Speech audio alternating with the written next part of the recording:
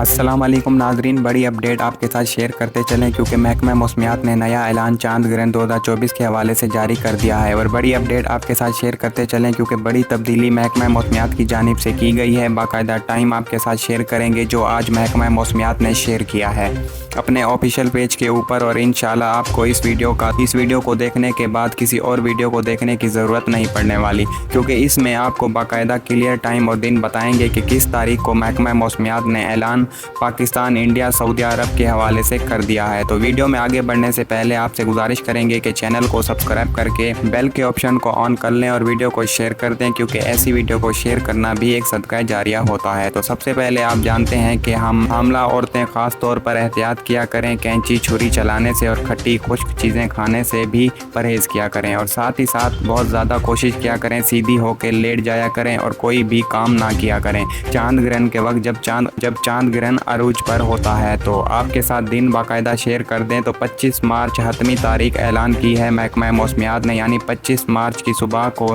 ये चांद ग्रहण लगने वाला है और इसका टाइम 9:53 सुबह का टाइम बताया गया है।